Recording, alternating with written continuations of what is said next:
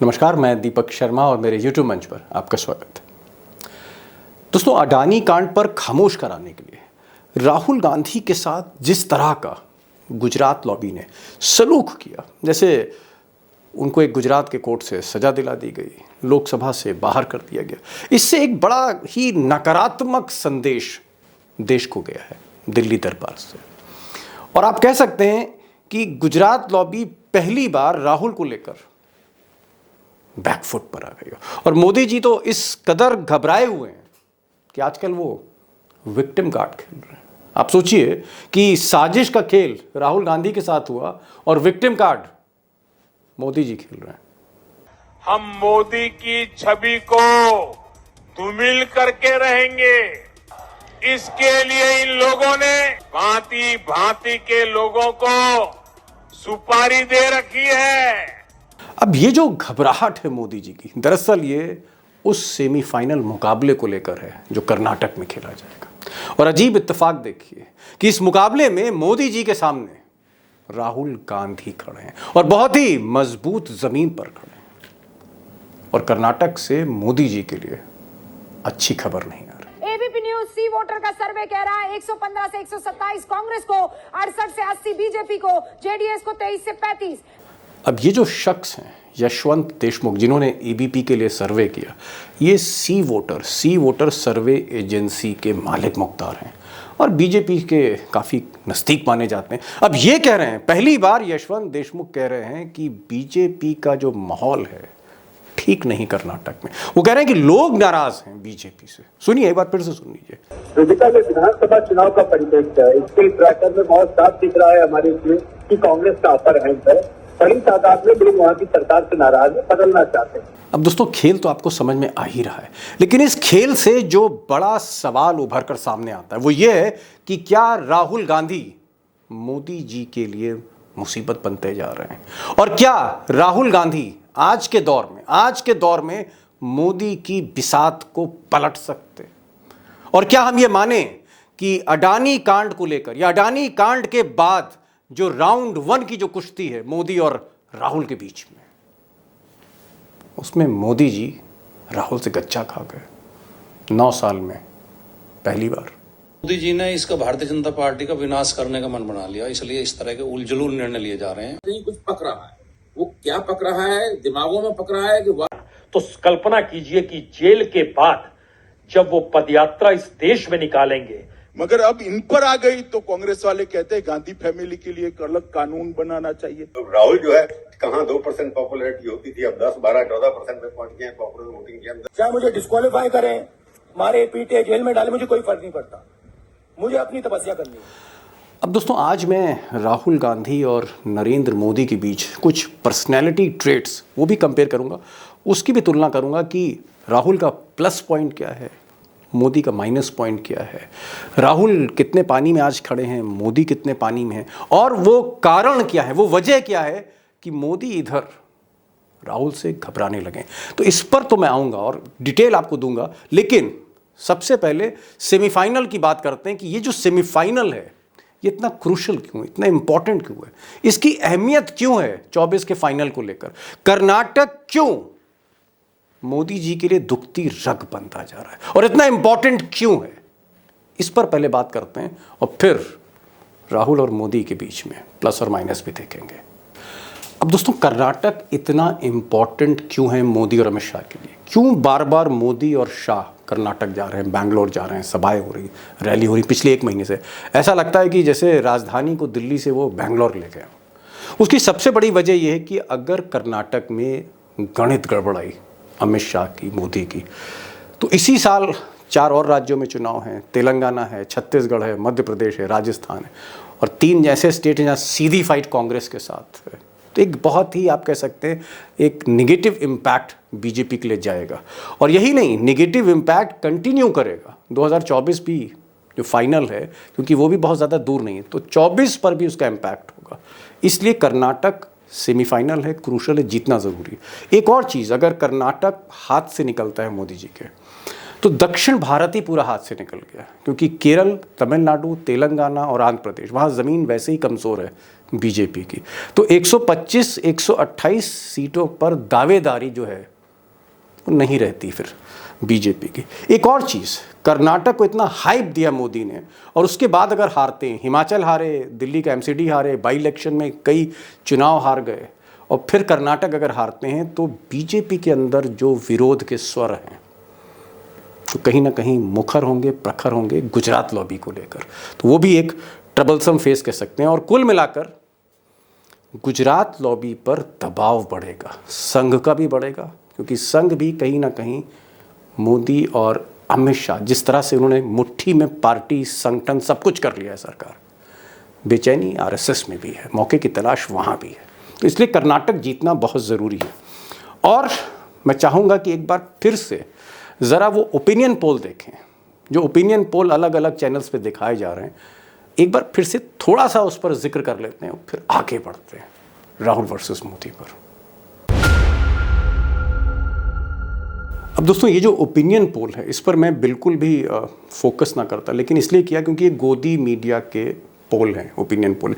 वो गोदी मीडिया जो मोदी जी और अमित शाह के चरणों में बिछी हुई है, अगर डरते डरते सहमे सहमे उसको ये बताना पड़ रहा है, भले ही थोड़ी देर के लिए, कि कांग्रेस आगे है, सी वोटर को कहना पड़ रहा है कि कांग्रेस की सरकार बन रही है। आप देखिए 115 127 कांग्रेस को दिया जा रहा है, सी वोटर एबीपी दे रहा है, जबकि मेजॉरिटी मार्क अगर आप देखें असेंबली 224 की है जिसमें 113 मेजॉरिटी मार्क है, यानी कांग्रेस की सरकार बनती हुई दिख रही है।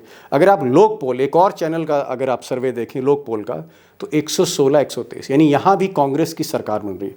अगर हम एवरेज निकालते हैं तो एवरेज 100 से 108 है और बीजेपी 80 की तरफ खिसक रही है। यानी हर सूरत में ओपिनियन पोल, यानी आज की तारीख में कांग्रेस कर्नाटक में सरकार बना रही है। उसके कई कारण हैं, हमने पहले भी इसको डिस्कस किया है। अब दोस्तों यहाँ सबसे बड़ा सवाल ये है कि ये जो ओपिनियन पोल हैं और इसका जो रुझान है, क्या इसको वोट में कन्वर्ट कर पाएंगे राहुल गांधी या उनकी टीम? क्या वो जो मेजॉरिटी मार्क है 113 के ऊपर जा सकते हैं? क्या अकेले दम पर कांग्रेस सरकार बना सकती है, जिसके लक्षण, जिसके संकेत मिल रहे हैं ओपिनियन पोल से? तो ये देखना होगा। और अगर कुछ सीटें कम पड़ती हैं तो फिर जाहिर तौर पर जेडीएस जो है उनके साथ पहले भी उसने साथ दिया। तो बड़ा सवाल ये है कि ये जो रुझान आ रहे हैं क्या ये वोट में कन्वर्ट हो पाएंगे? क्या वाकई ये सीटों में कन्वर्ट हो रहे हैं? और अगर ऐसा है तो मैं फिर कहूँगा कि मोदी जी के लिए और अमित शाह के लिए दक्षिण से खबर अच्छी नहीं। तो उधर मोदी जी की बेचैनी है और इधर राहुल गांधी का कॉन्फिडेंस है। और कॉन्फिडेंस इतना लबालब है कि राहुल गांधी जो 5 अप्रैल को कर्नाटक से शंखनाद करने जा रहे थे, उन्होंने कहा कि नहीं 5 अप्रैल से रैली नहीं, रैली तो अब मैं 9 अप्रैल से करूंगा। और ये 5 को 9 इसलिए किया गया, 9 अप्रैल से राहुल गांधी इसलिए कर रहे हैं, यानी 5 के बाद अब 9 तारीख को इसलिए जा रहे हैं क्योंकि इसी तारीख को मोदी भी कर्नाटक में होंगे और राहुल गांधी भी कर्नाटक में होंगे। यानी बीजेपी और कांग्रेस का जो ये आप कह सकते हैं जो ऐलाने जंग है ये 9 अप्रैल से शुरू हो रही है। और राहुल गांधी ने जानबूझ के डेट 9 तारीख करी, शायद मोदी जी का इंतज़ार है। और ये रैली कोलार में हो रही है, वही कोलार जहाँ पर राहुल गांधी ने 2019 में ललित मोदी, नीरव मोदी, नरेंद्र मोदी पे एक टिप्पणी की थी जिसकी वजह से उनको सजा हुई, वो लोकसभा से बाहर किए गए। वहीं पर फिर से राहुल गांधी जा रहे हैं। और इसका असर ये है कि जो सर्वेज हैं रीसेंट, उसमें ऐसा बताया गया है कि राहुल गांधी की जो पॉपुलैरिटी है वो मल्टीप्लाई हो रही, वो बढ़ रही है। और इस पॉपुलैरिटी को सिर्फ सेफोलॉजिस्ट, राजनीतिक पंडित ही इसको आंक नहीं रहे, नाप नहीं रहे।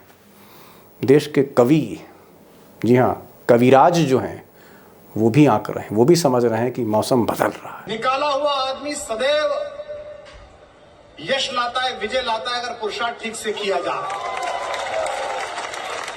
दुनिया में जितनी भी बड़ी क्रांतियां हुई वो समूहों ने नहीं करी, वो निष्कासित लोगों ने। अब दोस्तों जैसा कि मैंने पहले कहा था कि राहुल गांधी और नरेंद्र मोदी, इनके जो पर्सनैलिटी ट्रेट्स हैं, इनकी जो शख्सियत है, सियासी शख्सियत है, जो राजनीतिक व्यक्तित्व है, उसके प्लस माइनस के हैं। और मुझे लगता है कि अगर आप एक के प्लस देखें तो दूसरे के माइनस अपने आप इमर्ज होने लगते हैं।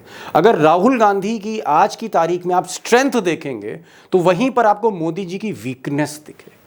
मिसाल के तौर पर स्ट्रेंथ की बात कर लेते हैं, और स्ट्रेंथ की अगर हम बात करेंगे तो हमें मोदी जी का जो ऑरा है आज की तारीख में, जो पर्सनैलिटी उन्होंने बनाई है, जो बादशाहत या जो शहंशाह वो बने हैं, हमें थोड़ा उसके भीतर जाना होगा कि जिस तरह से प्रचंड बहुमत हासिल करके दोबारा सरकार बना के देश की सारी investigative agency, CBI, ED, IT, देश की सारी संस्थाएं, उसमें चुनाव आयोग भी शामिल है, उसमें और भी संस्थाएं शामिल हैं, या फिर नौकरशाही, ब्यूरोक्रेसी, या फिर कॉरपोरेट उनके हाथ में, उनकी मुट्ठी में गोदी मीडिया है, देश की सारी मीडिया भी उन्हीं के हाथ में है, ये भी कहा जाता है। ऐसे में जहां मोदी की जो ताकत है, पिछले 30-40 साल का अगर आप पूरा एक राजनीतिक ग्राफ देखेंगे पावर का, तो इतना ताकतवर आपको रूलर नहीं दिखा होगा, प्रधानमंत्री नहीं दिखा होगा। और जितनी मोदी की ताकत बढ़ती जा रही है, उतनी हिम्मत राहुल गांधी की बढ़ रही है। तो एक तरफ मोदी की ताकत में इजाफा है और दूसरी तरफ राहुल गांधी की हिम्मत में इजाफा है कि जहां वो शख्स कहता है कि मुझे अब जेल जाने का भी डर नहीं, बंगला ले लो, गाड़ी ले लो, लोकसभा की सदस्यता, सब कुछ ले लो, जेल डाल दो और जिंदगी भर के लिए जेल डाल दो, मैं लड़ता रहूंगा। ये जो हिम्मत है, इसको देश ने दोबारा देखना शुरू किया है कि आखिर इतनी हिम्मत है कैसे इस आदमी में। तो ये जो स्ट्रेंथ है राहुल की, वही वीकनेस है मोदी। चाहे मुझे डिस्क्वालीफाई करें, मारे पीटे, जेल में डाले, मुझे कोई फर्क नहीं पड़ता। और पॉइंट नंबर 2, मोदी जी जिस एंटी करप्शन कैंपेन पर 2014 में आए थे, जब उन्होंने 2G का स्कैम, कोयला स्कैम, आदर स्कैम, CWG स्कैम, पूरी तरह से घेराबंदी कर दी थी मनमोहन सिंह की, और कहा था कि ना खाऊंगा ना खाने दूंगा। तो एक क्रूसेडर के तौर पर, करप्शन के क्रूसेडर के तौर पर मोदी इमर्ज हुए थे। लोगों ने कहा कि ईमानदार व्यक्ति है, जिसका ना परिवार है, ना जिसका कोई नातेदार है, एक ऐसा आदमी सत्ता में आया है। लेकिन आज जैसे ये जगह राहुल गांधी ले रहे हैं, क्योंकि अडानी जो देश के सबसे बड़े अमीर रईस व्यक्ति हुए मोदी के दौर में, कहाँ 69 पोजीशन और कहाँ एकदम से ये जो उन्होंने छलांग लगाई, और जिस तरह से सरकारी ठेके उनको दिए गए, और फिर हिंडनबर्ग की रिपोर्ट आई, और जिस तरह से अडानी एक्सपोज हुए, उस अडानी ने ना सिर्फ बीजेपी बल्कि कांग्रेस के कई ऐसे नेता हैं जो अडानी के मुट्ठी में थे, जिनका नाम आ चुका है सार्वजनिक तौर पे, लेकिन उस अडानी पर मोर्चा खोला राहुल गांधी ने। यानी देश का सबसे रईस आदमी जिसके पीछे पूरी सरकार खड़ी थी, वो राहुल गांधी को नहीं झुका पाया। और ये जो ऑनेस्टी है, ये फिर से एक बार स्ट्रेंथ बनी, और वही ऑनेस्टी जो मोदी जी की थी, अडानी ने उसको, उसका ग्राफ नीचे लेके आ गए। तो जो स्ट्रेंथ अडानी के मामले में राहुल गांधी की है, वही अडानी के मामले में मोदी जी की वीकनेस बन गई। अब दोस्तों, मोदी और राहुल को कंपेयर करते हुए मैं इनके एजुकेशन पे नहीं जाना चाहता, किसके पास कौन सी डिग्री, कौन हार्वर्ड का पढ़ा है, कौन कैम्ब्रिज का पढ़ा है, किसने एंटायर पॉलिटिकल साइंस में डिग्री ली है। वो डिग्रियां आप देख रहे हैं वो इस वक्त सोशल मीडिया पे, तो मैं डिग्री पे नहीं जाऊंगा, बल्कि मैं दूसरी डिग्री पे आ रहा हूँ, और वो है अति महत्वाकांक्षा, राजनीति में रह के अति महत्वाकांक्षा।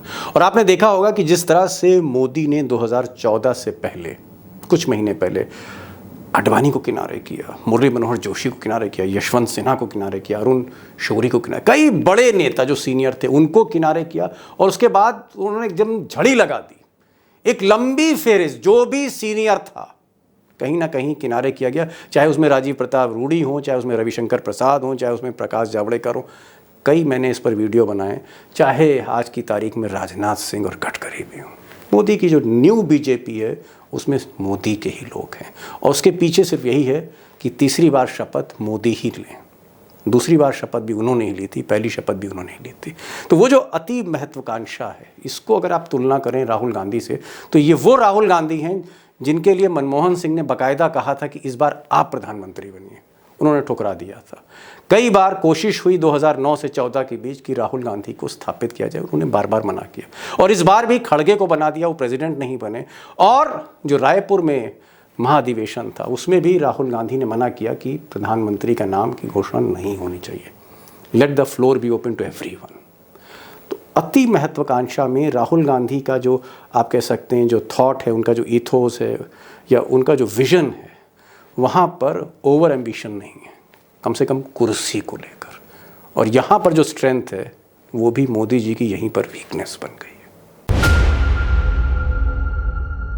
अब दोस्तों, सवाल वही है कि जो सर्कमस्टांसेस हैं, जो परिस्थितियां हैं, राजनीतिक परिस्थितियां हैं, देश की जो दशा है, दिशा है, वो इस वक्त जैसे कर्नाटक में कम से कम पक्ष में जा रही हों कांग्रेस के राहुल गांधी की। लेकिन मैंने कहा ना, सवाल यही है कि क्या इन परिस्थितियों को वो वोट में कन्वर्ट करते हैं। वो डेमोक्रेसी की बात तो करते हैं राहुल गांधी, लेकिन क्या इलेक्ट्रोक्रेसी, चुनावी जो तंत्र है, वोट तंत्र है, क्या उसको वो जीत पाते हैं कि नहीं पाते? क्या उसमें वो मोदी को मात देते हैं कि नहीं देते? ऐसा नहीं है कि कई ऐसे राज्य हैं जहां पर राहुल गांधी ने मात दी है मोदी को, वो चाहे राजस्थान हो, मध्य प्रदेश हो पिछली बार, इवन कर्नाटक। लेकिन इस बार क्या ये जो उनके फेवर में जो रुझान है, संकेत हैं, ये वोट में, सीट में कन्वर्ट होंगे कि नहीं, इसके लिए हमें इंतज़ार करना पड़ेगा, क्योंकि कर्नाटक दिशा तय करेगा, 2024 की फाइनल की दिशा तय करेगा, और साथ ही साथ 23 में जो चुनाव है उसकी भी दिशा तय करेगा। तो बहरहाल ये आज का वीडियो था, आपको कैसा लगा अपने कमेंट्स भेजिएगा, और मेरी कोशिश होगी कि कर्नाटक के इवेंट्स को मैं सहजता से आपके सामने रखूं, फैक्ट्स रखूं कि होने क्या जा रहा है। ये आज का वीडियो था। इस चैनल को लाइक करिए, सब्सक्राइब करिए, शेयर करिए, यही मेरी आपसे आग्रह, निवेदन है। और दोस्तों के साथ अगर आपको लगता है वीडियो अच्छा है तो उनको भी भेजिए आप, व्हाट्सएप के ज़रिए, फेसबुक के ज़रिए, ट्विटर के ज़रिए और भी सोशल मीडिया प्लेटफॉर्म के ज़रिए। फिर मिलते हैं एक नई वीडियो के साथ, तब तक के लिए नमस्कार।